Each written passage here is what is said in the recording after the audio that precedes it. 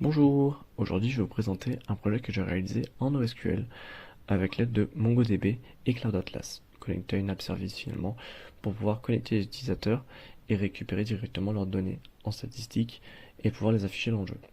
Voilà. Au niveau du coup des technologies que j'ai utilisé le moteur de jeu Unity 3D parce que c'était un moteur de jeu que je connaissais très bien. Je n'avais que 10 jours donc il fallait vraiment que je fasse un jeu très vite et je me suis dit Unity 3D c'est pas mal pour pouvoir faire la base unique du jeu. Au niveau de la connexion à base de données, j'ai préféré utiliser Realm parce que c'était vachement bien documenté. C'était, je crois, l'exemple fait par MongoDB pour pouvoir connecter directement Unity à MongoDB.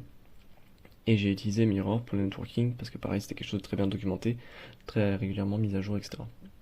Vous retrouverez en bas évidemment le lien GitHub qui vous permettra de remonter l'historique des commits et également dans la description le lien vers les assets gratuits du Asset Store.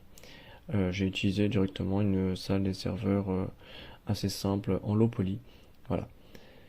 On va tout de suite lancer la vidéo et je vais vous présenter comment ça se passe. Nous avons deux instances, une qui sera serveur et client, l'autre qui sera uniquement cliente. Et c'était mon choix de faire ça comme ça, mais j'aurais pu évidemment avoir un serveur et deux clients ou avoir un serveur, trois clients, etc. Je peux faire ça avec le nombre d'instances que je veux. Évidemment, c'est plus simple de vous présenter ça si j'ai uniquement deux écrans. Alors c'est très simple, avec le clic gauche vous pouvez directement tirer sur l'adversaire et avec le C vous pouvez lancer une balle qui va essayer de déconnecter l'adversaire afin qu'il n'atteigne pas son meilleur score et finalement qu'il soit le premier de la room. Voilà, donc le but c'est évidemment de tuer tout le monde, mais si vous le tuez la personne n'est pas déconnectée donc elle pourra continuer d'augmenter son score. Voilà, c'est un sujet très simple et directement on peut voir qu'en se connectant euh, si on rentre les bons logins, ça se connecte, mais si on rentre évidemment des logins qui n'existent pas, ça ne fonctionne pas. Une fois qu'on a rentré nos logins des utilisateurs qui sont créés au préalable évidemment sur le site, cela fonctionne parfaitement. On arrive directement sur cet espace simple où on peut directement se connecter en tant que serveur client ou juste serveur. Voilà, comme je vous ai dit tout à l'heure, si on va essayer de clic gauche sur l'adversaire, ça va évidemment le taper, il va perdre de la vie et il va respawn plus loin. Nous avons le tableau des scores en appuyant sur Tab.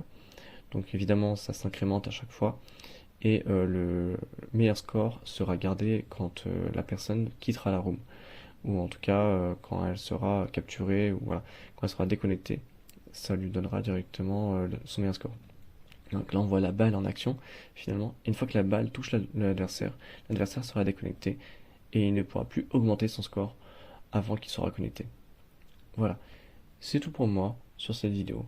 Sur ce, je vous laisse aller sur GitHub pour pouvoir regarder comment ça se passe.